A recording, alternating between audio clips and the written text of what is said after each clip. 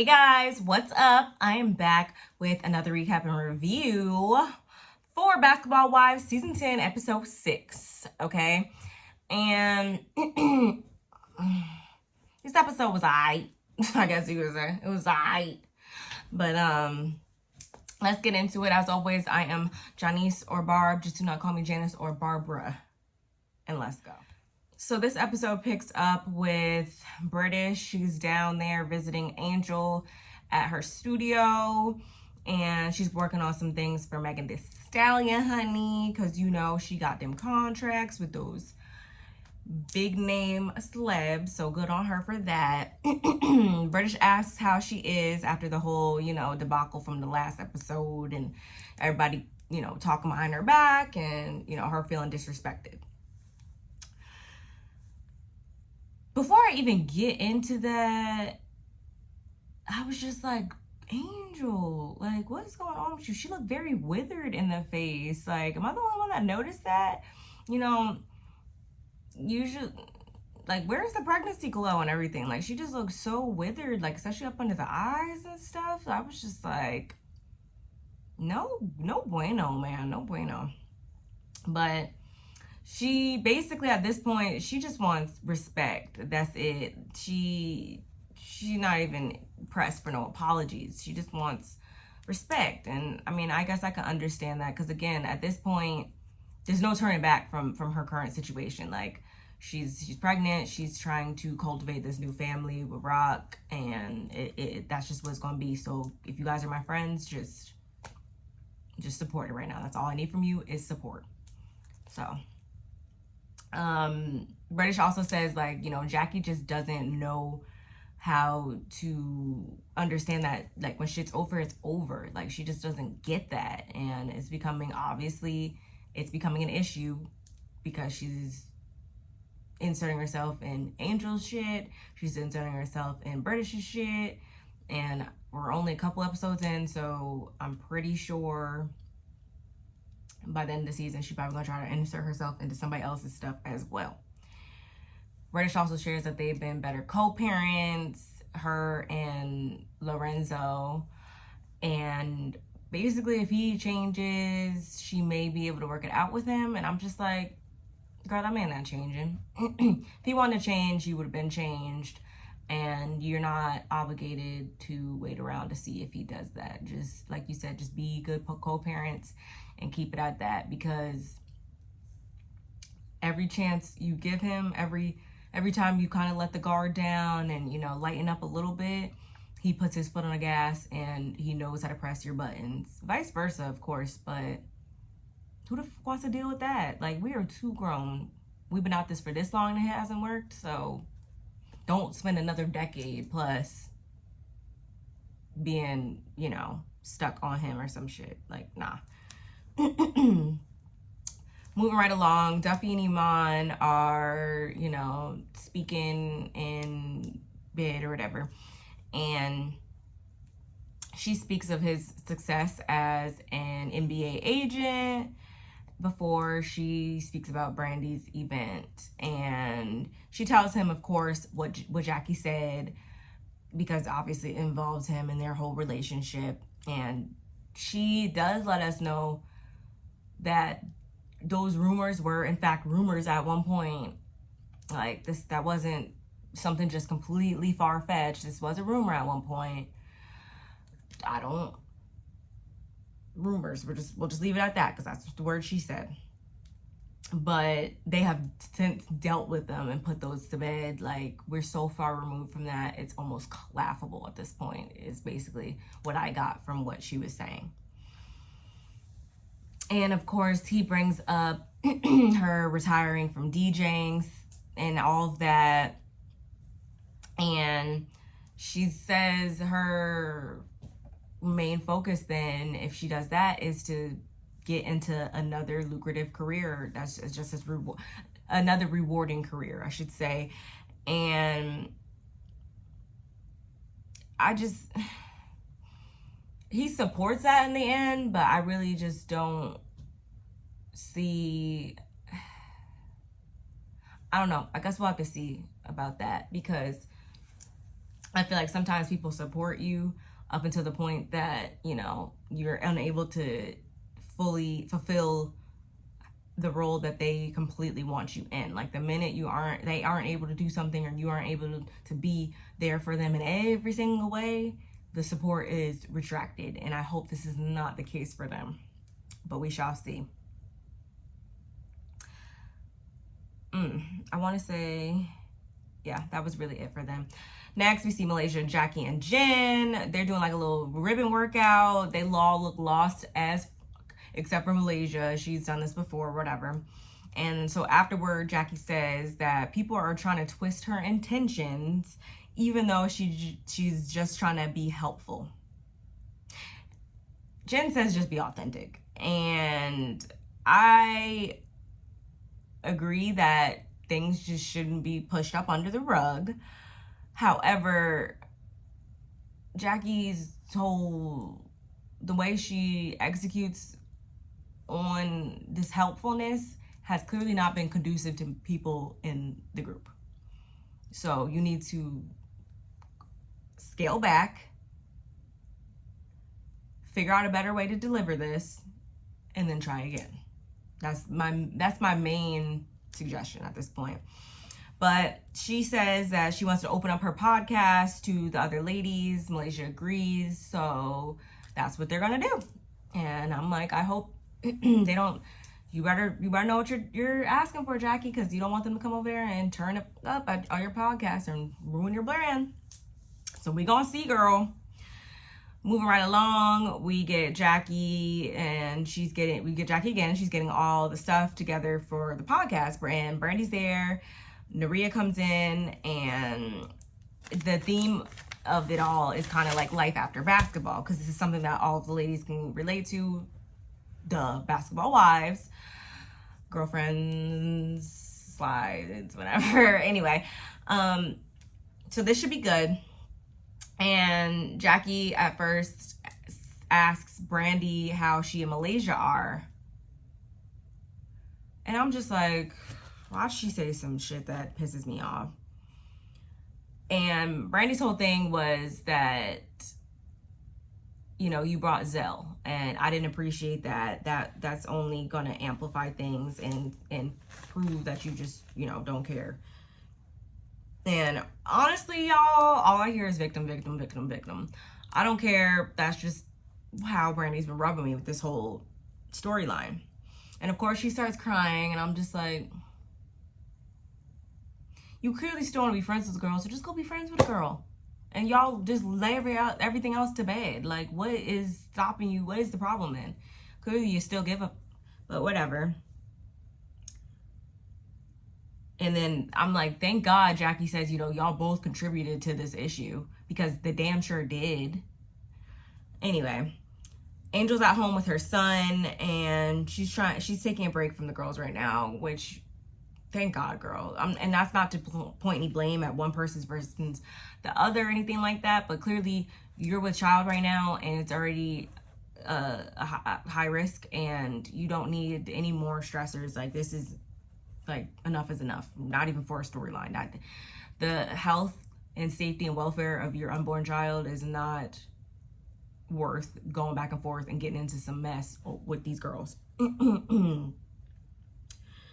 And she shares with her son that she wants to put the nursery in his room, because his room is bigger, and the guest room on the first floor is all the way, you know, on the first floor, so she can't put the baby down there, and then we, you know, go back and forth or whatever, and then she didn't want to put the daughter down there or whatever. So he's like, no, you can put the baby in here with me, but yeah, I don't want to move out there. Because she was like, how about you go to the guest house, and it's a whole, you know, you got a whole pad to yourself, like, it's gonna be cool. And I was just like, well, damn, it does seem kind of far though. And they go outside to look at it, and it's pretty much completely empty, minus, you know, a little gym equipment. And I could tell she's really trying to bring her life together full circle. And this next part, I'm not even kidding. Like, it really did almost make me cry, because her son, like, basically, he was like, you know, when little sister came along, there was less time, and we did learn in previous episodes that his dad is not in his life because of, you know, he took his own life before he was born. And because of that, Angel is the only parent he has. And so if he has to further divide, if she has to further divide herself amongst, you know, this child, him, like, it's just a lot. And he, I guess, is fearful that he'll have even less of her. And I just felt so bad in that moment. Moving forward, we have the podcast, and Jackie's shirt has sweet tarts on it. I mean, I'm petty. Y'all, forgive me. But anyway, Duffy comes in, and Jackie checks in with her, and she says she's good on Rock, but, you know, she still wants to mend the friendship that she has with Angel. And I'm like, okay, I can respect that. Good. Jackie says she spoke with Angel, and she wanted to make sure she was, you know, good and everything. And she also takes the time to suggest to Duffy that, hey, maybe you should start a podcast. Maybe that could be your thing. But Duffy is thinking more along the lines of getting into producing. And I'm like, okay, like, she wants to be like the female version of DJ Khaled. And I'm like, okay, you know, try it out. I'm never going to knock anybody's career ambitions. And if you think of an idea that you think could bring you happiness as well as money, then do it. Then Brooke, Brandy, and British file in, and British just has to let us know that she is good with Lorenzo this week. And I'm just like, see, yeah, you definitely want to be with this man still. And I just rather you not even, like, no, like, because why is he even part of your storyline? Why is he even being brought up? Honestly, because, and it doesn't matter that, oh, it's basketball wise, you need to have an affiliation, because no, how long ago has Jen been divorced from her ex-husband? Isn't Jackie, yeah, I mean, she's still married, Brandy's still married, but they had their whole woes. Malaysia's divorced. Like, Angel ain't with nobody from the NBA, like, so I don't want to hear that. Why do you keep bringing him up? Like, create your own storyline outside of him, honey. Sorry, y'all, something's in my throat. And then Nia and Jen come, and Nia doesn't know what to expect exactly, because she hasn't been around all the girls since Angel's gender reveal, of course. And I was just like, well, you know, in my opinion, you could have stayed gone, because I didn't miss you. But anyway, Brooke, of course, is mean mugging, and she's just pretty much over her. And I was like, okay, that's fine, because like I just said, so am I. And Jackie opens up the podcast and Malaysia simultaneously walks in, and she's like, oh yeah, sit right here, it's your turn, come on. And when I say like Brandy, it is so obvious that she wants to be friends with this girl so bad again, because everything she does just gets right on up under Brandy's skin. And what I've been seeing a lot is everyone saying, you know, well, it's crazy that you give your husband a million umpteenth chances, but you won't even give Malaysia another chance. Like, and you guys are supposed to be sisters.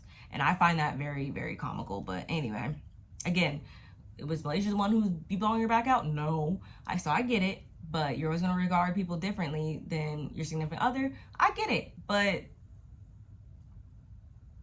you're pressed, honey. You're pressed. And she's just like, you know, typical Malaysia, like, get it together, like, showing up late. Da, da, da. I'm like, why is that any of your concern? Weird. So Malaysia gives her testimony, and she shares that she was basically Gennaro's punching bag.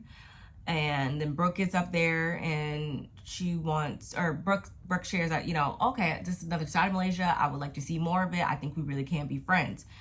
And then Brandy finally wants to say, like, yo, like, you know, I miss our friendship. I'm like, yeah, I know you do. We all know you do. Like, literally, Helen Keller can see that you miss y'all's friendship, because you make it so obvious every single time you open your mouth. Like,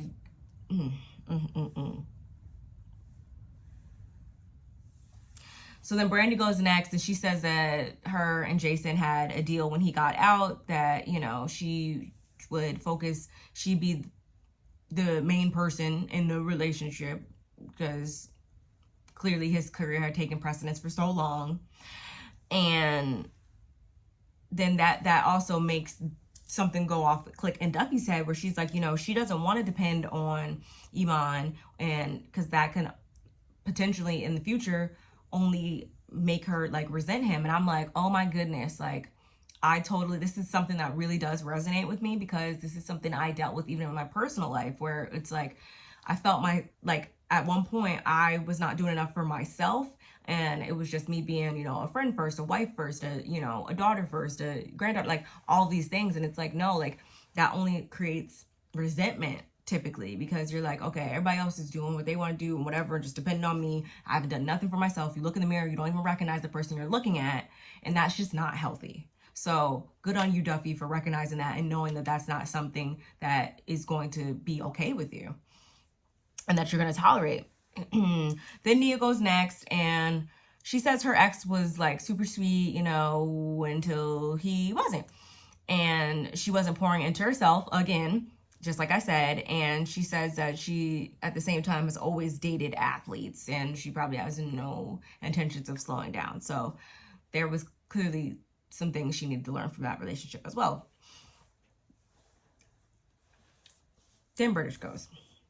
And she's like, she's lived all over the world. She says her, issue was, once he got out, and she was like, why don't you get into training and stuff like that? He just wanted to F his clients.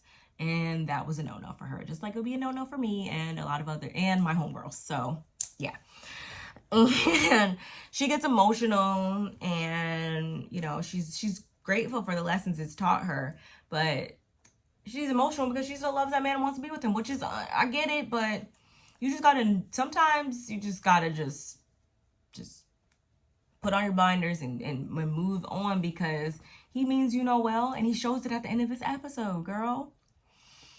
So overall, it went well, and I'm glad that it did, so that, thank God for Jackie's brand. It wasn't tarnished, and I think a lot of the women got to see other sides of the other ladies, and actually break out of just being strangers and acquaintances, and really start to empathize with one another, because they have a lot that they can relate to, obviously. Then we see Angel. She's at home bonding with her kids, and of course she checks in with how they feel about the new addition to the family. Like, are you guys excited? Like, how you guys feel? All that. And she also tells her son, you can keep your room. He's, of course, happy about that. And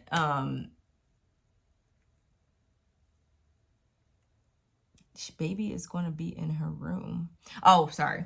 My notes, I was so confused. Yeah, the baby's going to just, have his bassinet in her room, and she's going to make do.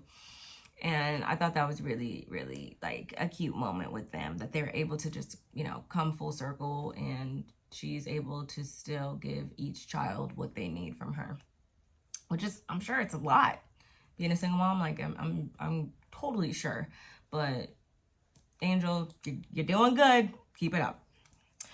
Meanwhile, British is over at Brandy's. They're having dinner, so they take a moment to reflect on the podcast. And British says, she enjoyed it.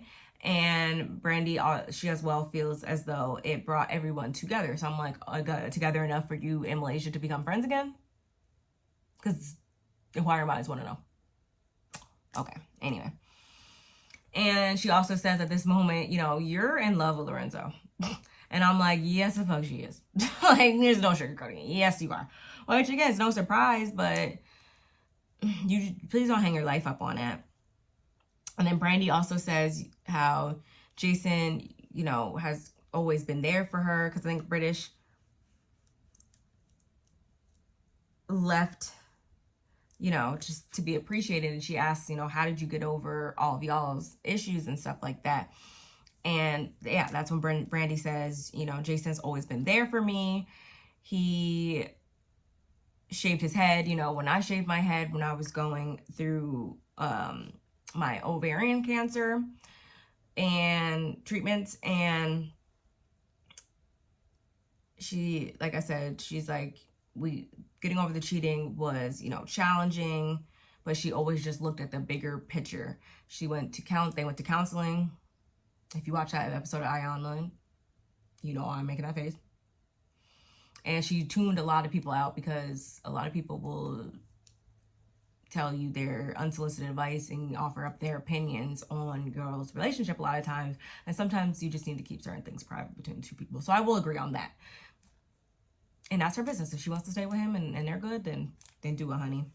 But moving right along, we follow British home.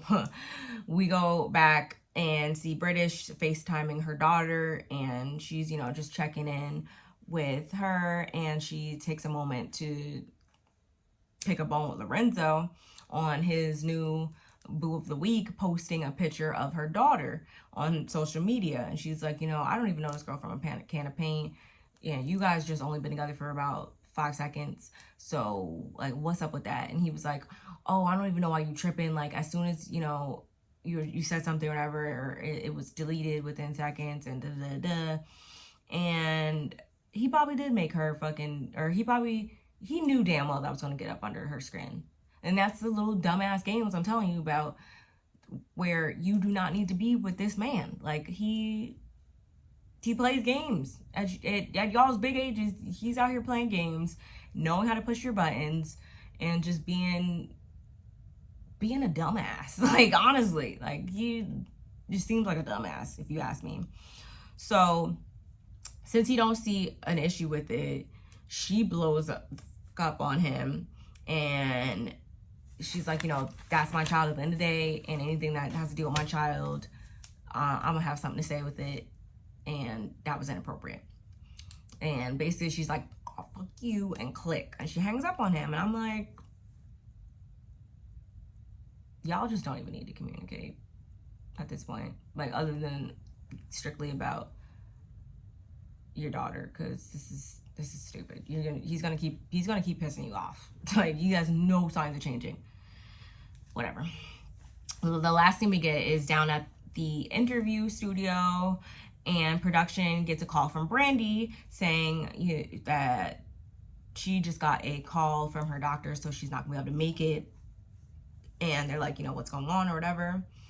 And I'm assuming they saw something with her x-rays, MRIs, labs, what have you, and they think that could potentially be cancer. And obviously, like I said before, she is an ovarian cancer survivor, so, like, they need to figure this out ASAP, obviously. And I hope that she remains in remission, and that was just not anything for real. And I guess we'll see that in these upcoming episodes, okay, in the next episode. So y'all, of course, let me know what you guys think of my recap and review. I enjoyed doing this for you guys, as always. Don't forget to like, comment, and subscribe. Hit that notifications bell, and I will see you guys in the next one. Bye!